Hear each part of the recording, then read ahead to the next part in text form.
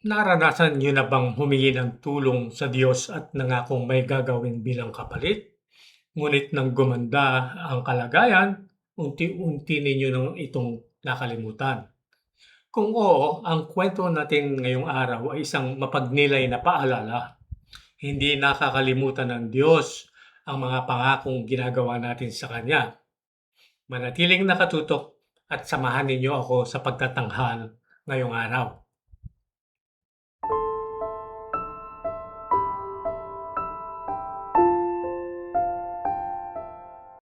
Maligayang pagdating sa Ang Tinig ni Padre Pio. Kung ngayon pa lamang namin kayo nakakasama o dati na kayong matagal na taga-subaybay, ikinatutuwa po namin na narito kayo. Ang kwento mula sa buhay ni Padre Pio na ibabahagi ko sa inyo ngayon ay maaaring magbigay sa inyo ng inspirasyong hindi ninyo inaasahan. At bago tayo magsimula, nais ko ring ipaalam sa inyo na mayroon kaming website na puno ng mga espiritual na babasahin at mga artikulong nakatutulong sa paglago ng inyong pananampalataya. Makikita ang link sa description box sa ibaba. At ngayon, sisimulan na po natin ang kwento ngayong araw.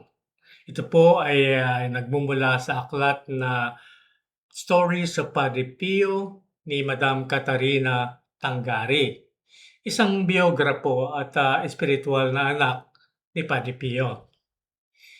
Isa itong kwento ng mahimalang paggaling, ngunit higit pa rito, gaya ng inyong makikita, ito ay kwento tungkol sa kahalagahan ng pagtupad sa mga pangakong iginagawa natin sa Diyos.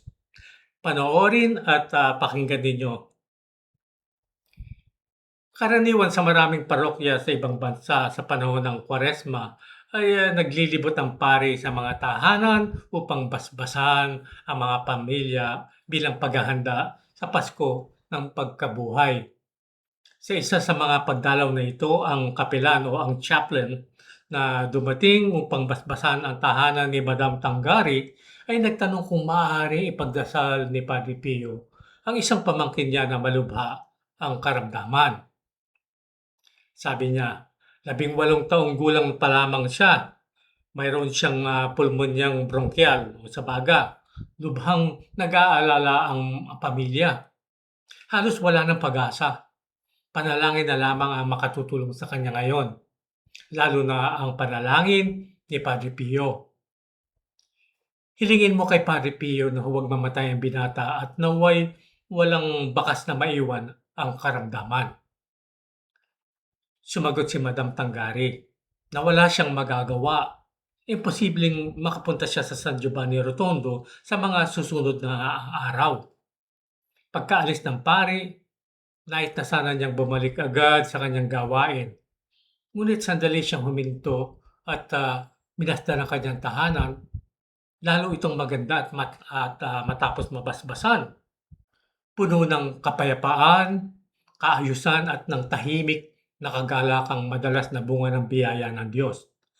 Tila naging higit na maningning ang lahat, ang mga bulaklak, ang maliit na detalye at ang pagkakasundo sa loob ng tahanan.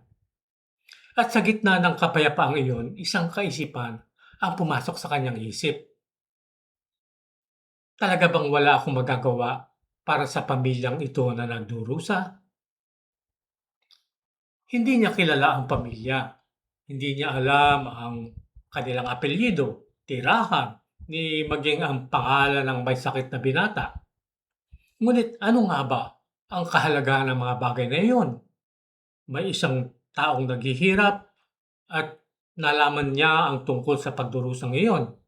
Sapat na iyon upang kumilos siya. Sa simula, hindi niya alam kung paano.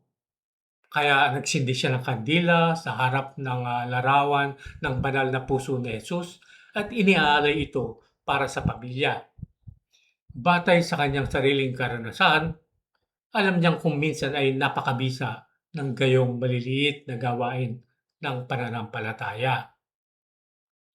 Nang hapong iyon, nagtungo si Madam Tangari sa simbahan. Naalala niya ang payo na minsang ibinigay sa kanya ni Padre Pio sa kumpisal noong dumaraan siya sa isang mabigat na pagsubok. Kaya nagsimula siya ng 3 araw na panalangin sa harap ng tabernakulo. Sa ikatlong araw, Biyernes ng Linggo ng Pasyon, dumating ang isang hindi inaasahang pagkakataon.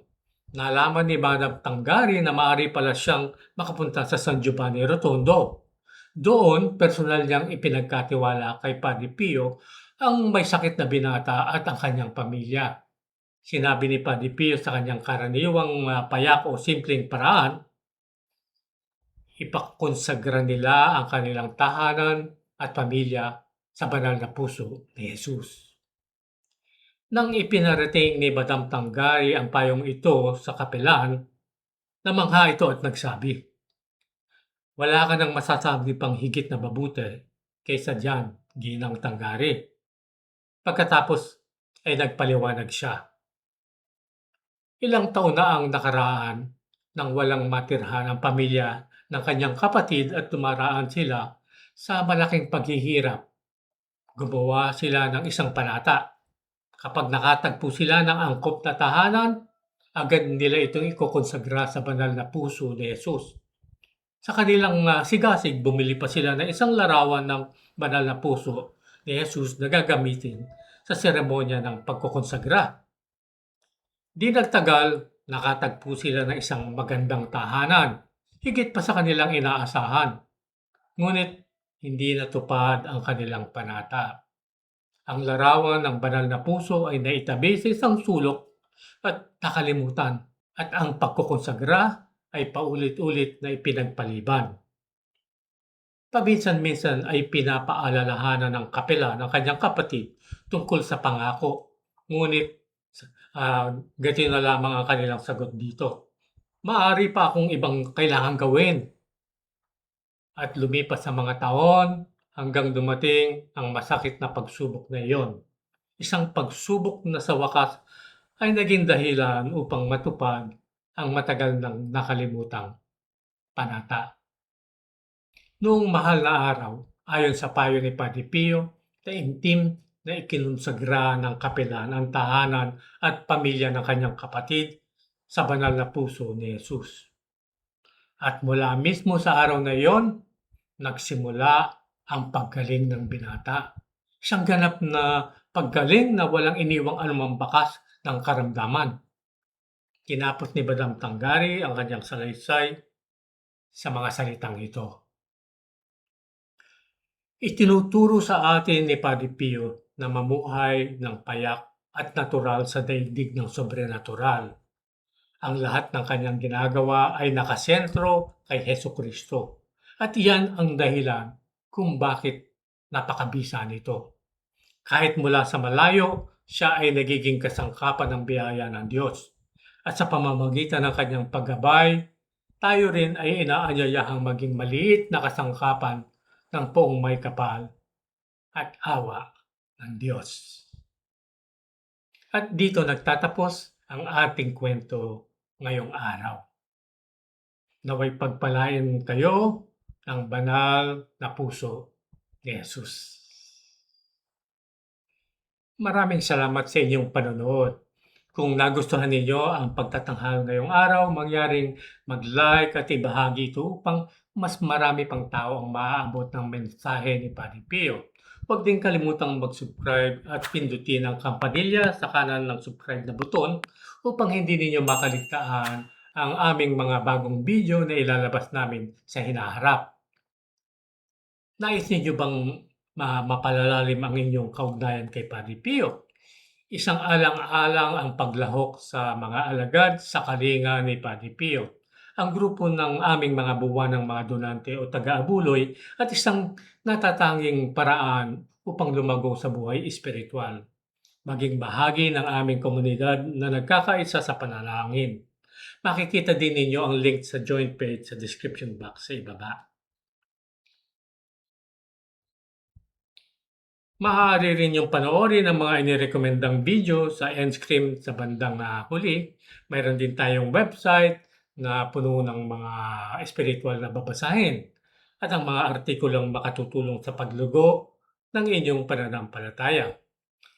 Hanggang sa muli nating pagkikita, pagpalain nawa kayo palagi ng ating Panginoon, ng Mahal na Birhen at ni Padre Pio. Magkita-kita muli tayo sa susunod na video.